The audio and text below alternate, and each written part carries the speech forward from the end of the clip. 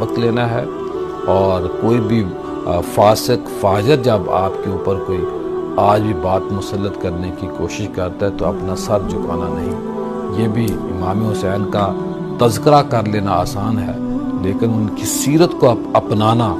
یہ اس وقت سب سے بڑی ہمارے اوپر ذمہ داری ہے۔ یزید اور امام علی مقام کی جو لڑائی تھی اس میں ایک جملہ عرض کر کے ایک بات عرض کرنا چاہتا ہوں کہ قاتل کے سامنے جب مقتول کا سر لایا جائے تو مقتول کی پیشانی تو کشادہ ہو سکتی ہے، مگر قاتل کے قتل کا داغ اور دھبہ جو ہے وہ اس کے چہرے سے کبھی نہیں مٹایا جا سکتا۔ صحیح۔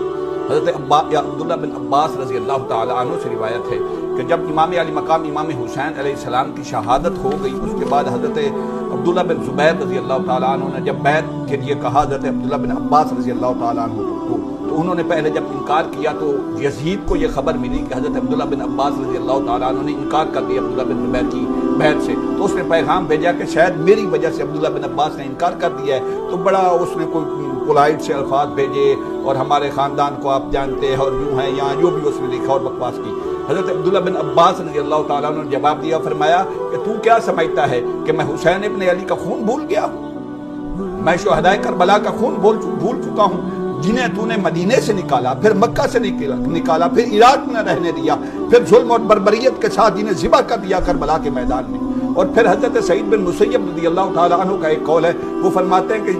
3 سال جو یزید کا دور تھا وہ منحوس ترین دور تھا۔ فرماتے ہیں پہلے سال اس نے شہدائے کربلا کے سر کاٹے، دوسرے سال مدینہ المنورہ پر حملہ کیا، تیسرے سال مکہ المکرمہ کی بے حرمتی کی، اور پھر دیکھی اس کے بیٹے، خود اس کے بیٹے کا بیان ہے، ابن اسیر نے نقل کیا، اس نے کہا کہ میرے باپ کے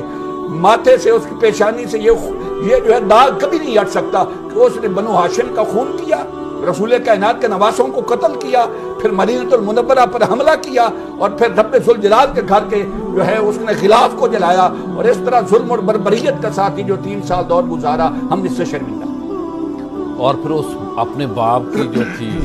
صدارت کہہ لیں یا ذمہ داری کہہ لیں، جو بادشاہ جو تختہ تھا اس سے الگ تو اس نے ٹھوکر مار دی۔ اللہ، ہم اسی لیے تو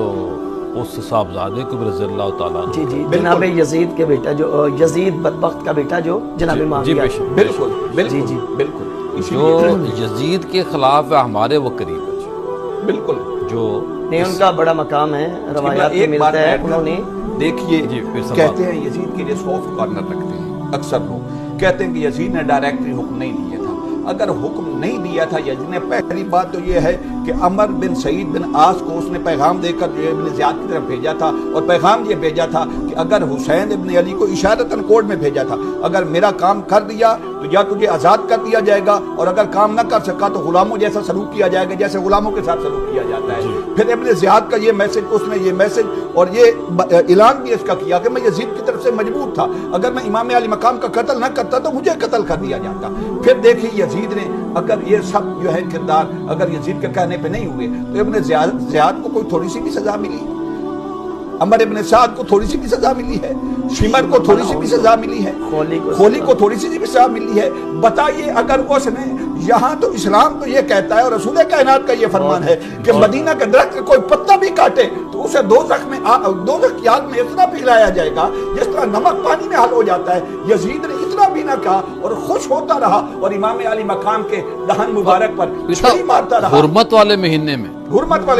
چھڑی مارتا رہا۔ حضور کے معمر صحابی حضرت ابو برزہ اسلمی رضی اللہ تعالیٰ عنہ دربار یزید میں تھے، فرمایا بدبخت لعین، جہاں تو چھڑی مارتا ہے میں نے رسول کائنات کو کئی بار ان لبوں کو چومتے دیکھا۔ اللہ اللہ۔